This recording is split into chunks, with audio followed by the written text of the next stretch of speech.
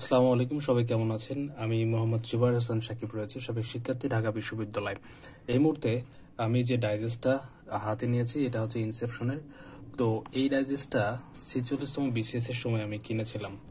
তো সেই সময় অনেক চাপে, অনেক ডিপার্টমেন্টাল অনেক চাপ ছিল, যার কারণে সেভাবে পড়তে পারিনি। তবে এবার যখন আমি হাতে নিয়েছি, আমার কাছে হাতে নেওয়ার পর মনে হচ্ছে যে ডাইজেস্টটা আসলে কিভাবে পড়া উচিত। তো আমি আমার যে সংক্ষিপ্ত যে আলোচনা, সেই আলোচনার মাধ্যমে ট্রাই করব আপনাদের বোঝানোর জন্য যে ডাইজেস্টটা এইভাবে পড়লে আপনারা হয়তো বা কাঙ্ক্ষিত ফলাফলটা পেতে পারেন। তো চলুন ডাইজেস্টটার ভেতরে যাওয়া যাক। এটা হচ্ছে কম্পিউটার যে ইতিহাস, সেটার একটা পার্ট বা একটা অধ্যায়। কম্পিউটার ও তথ্য প্রযুক্তি, এটা একটা অধ্যায়। তো দেখেন, এখানে কম্পিউটার ইতিহাস রয়েছে, কম্পিউটারের আবিষ্কারের আদি যুগ রয়েছে। তারপর এরকম করে কম্পিউটার প্রথম যা কিছু, মানে কম্পিউটার কখন আবিষ্কার হয়েছে, কখন ইলেকট্রোমেকানিক্যাল যুগ শুরু হয়েছে, বাংলাদেশে কম্পিউটার কখন আসলো। তো এগুলো আসলে ভালো। আপনি যদি একদম নতুন হয়ে থাকেন, অর্থাৎ আপনি এখনো বিসিএস দেবেন দেবেন না, অর্থাৎ আপনি ফার্স্ট ইয়ার সেকেন্ড ইয়ারে আছেন, ডাইজেস্ট কিনেছেন বা কিনতে চাচ্ছেন, আপনাকে আমি যদি ফার্স্ট ইয়ার সেকেন্ড ইয়ার হন, সেক্ষেত্রে পরামর্শ আপনি একটা ডাইজেস্ট কিনুন। অবশ্যই ভালো বাজারে যে ডাইজেস্টটা ভালো, আপনার কম বেশি সবগুলোই ভালো, তবে আমি সাজেস্ট করবো ইনসেপশনটাই কেনার জন্য। অন্যটা আপনি চাইলে কিনতে পারেন। কথায় আসা যাক, আপনি যদি ফার্স্ট ইয়ার এবং সেকেন্ড ইয়ার বা থার্ড ইয়ার হয়ে থাকেন, ডাইজেস্ট কিনেন, সেক্ষেত্রে আপনাকে কোনো পাতা, অর্থাৎ কম্পিউটারের ইতিহাস, তারপর কম্পিউটার প্রথম যা যা কিছু, তারপর বিশ্বে কম্পিউটার বিকাশের উল্লেখযোগ্য ঘটনাপুঞ্জি, মানে যা যা আছে তা তা আপনি পড়ে নেবেন এবং পড়ে ফেলবেন। এবং সব কিছুই গুরুত্বপূর্ণ আপনার জন্য, কারণ সব কিছু আপনাকে জানতে হবে। কিন্তু যদি আপনি এবার বিসিএস দেন, অর্থাৎ 47তম বিসিএস আপনি দেন, সেক্ষেত্রে আমার আমার যেটা মনে হলো সেটা আমি বলছি। সেক্ষেত্রে আপনাকে অবশ্যই শেষে আসতে হবে। সবকিছু দেখবেন যে একটা অধ্যায় শেষে সুন্দর করে আপনার দেওয়া আছে যে কোন সালে কোন প্রশ্নটা এসেছে। তো আমি যদি আপনাকে দেখাই একটু, এখানে দেখেন, এখানে কিন্তু প্রশ্ন সমাধান বিসিএস এ কোন কোন প্রশ্ন আসছিল সেখানে দেওয়া আছে। যেমন এখানে দেখেন, আপনার নিচের কোনটি একই সাথে ইনপুট এবং আউটপুট হিসেবে কাজ করে। তারপর দেখেন আউটপুট ডিভাইস কোনটি, নিচের কোনটি ইনপুট ডিভাইস, মোবাইল ফোনের কোনটি ইনপুট ডিভাইস নয়।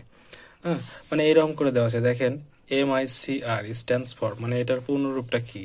তারপর দেখেন মুদ্রিত লেখা সরাসরি ইনপুট নেওয়ার জন্য। তার মানে আপনি কি দেখতে পেলেন?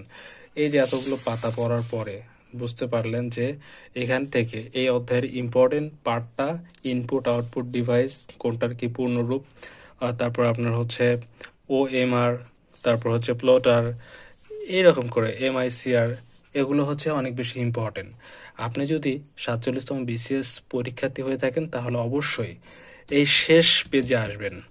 এই শেষ পেজে এসে যদি দেখেন যে যে টপিকগুলো থেকে বারবার প্রশ্ন আসছে, সেই টপিকগুলো আপনি একটু বেশিবার পড়ুন। আপনার যদি আরও সময় থাকে, সেক্ষেত্রে আপনি সবগুলো পড়তে পারেন, সবকিছুই পড়তে পারেন। কিন্তু আমার যে সাজেশন সেটা হচ্ছে আপনার অবশ্যই এইটা বিবেচনা করে কোন জায়গা থেকে বারবার, এখানে দেখেন 6টা প্রশ্ন আসছে ওই অধ্যায় থেকে। 6টা প্রশ্নই কয়েকটা টপিক থেকে ঘুরিয়ে ফিরে এসেছে। তো আপনাকে অবশ্যই এটা বিবেচনা করতে হবে, আদারওয়াইজ এটা কিন্তু আপনার মিস্টেক হবে। তারপর এখানে আরেকটা জিনিস দেখায়, কম্পিউটারের সংগঠন, CPU। এখানে দেখেন এই অধ্যায়টার শেষেও যদি আপনি জানেন, এটা প্রত্যেকটা অধ্যায়ের প্রত্যেকটা সাবজেক্টের একটা গুরুত্বপূর্ণ বিষয়। দেখেন এখানে লেখা আছে ওপেন সোর্স সফটওয়্যার নিচের কোনটি। তো এখানে দেখেন সফটওয়্যার মাইক্রোসফট, মানে কোনটা কোন বিটের। আপনি এরকম একটু করবেন, দেখবেন যে কোনটা ইম্পর্টেন্ট। আমি কিন্তু লিখে রাখছি। যেমন এখানে দেখেন, এখানে হচ্ছে 8086 কত বিটের মাইক্রো প্রসেসর। এখানে দেখেন এটার উত্তর হবে 16 বিট। কিভাবে?